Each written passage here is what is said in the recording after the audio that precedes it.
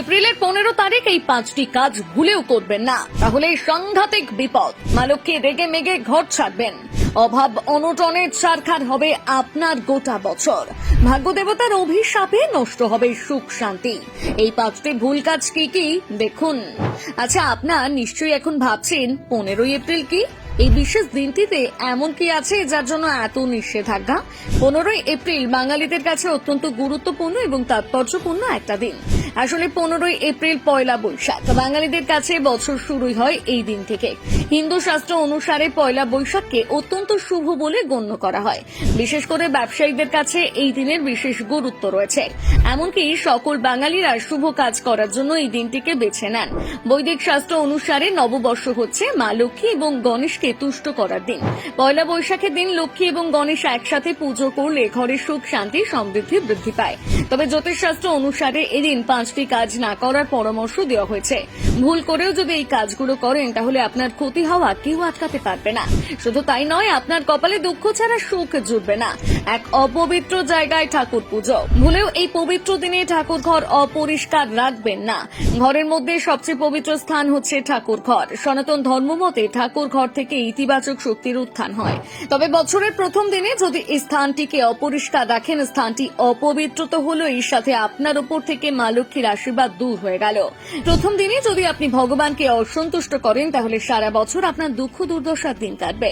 2, দেরি করে ঘুম থেকে ওঠা। বাঙালিদের নববর্ষের দিন দেরিতে ঘুম থেকে ওঠা গুরুতর পাপ বলে বিবেচনা করা হয়।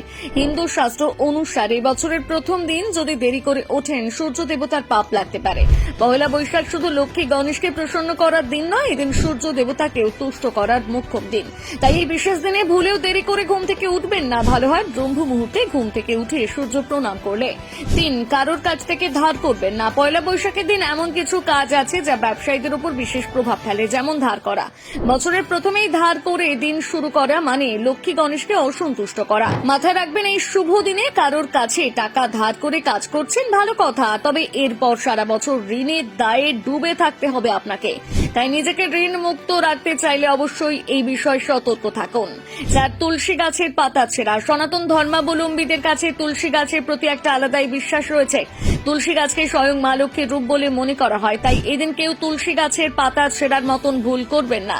বৈদিক শাস্ত্র অনুসারে তুলসী গাছকে আঘাত করা মানে মা লক্ষ্মীকে আঘাত করা, তাই মা লক্ষ্মীকে আঘাত করার ভুল মাথাতেও আনবেন না। এই নিয়মটির প্রতি অত্যন্ত সচেতন থাকুন। 5, কাউকে তাড়িয়ে দেবেন না। পয়লা বৈশাখ মানে একেবারে কাঠ ফাটা রোদ, রাস্তায় বেরোনো দায় হয়ে পড়ে। এমন দিনে কোনো ভিক্ষুক কিংবা গরিব লোক আপনার বাড়ি আসলে কখনোই ফিরিয়ে দেবেন না। খুব ভালো হয় এই গরমে তাদের জল দান করতে পারলে। জল দানের সাথে সাধ্য মতন সাহায্য করার চেষ্টা করুন। এতে করে আপনি শুধু মা লক্ষ্মীর আশীর্বাদই নয়, গুরু গ্রহ বৃহস্পতিরও আশীর্বাদ পাবেন। তাই এদিন সকলের পূর্ণ সমর্থন পেতে চাইলে কখনোই কাউকে দরজা থেকে ফিরিয়ে দেবেন না।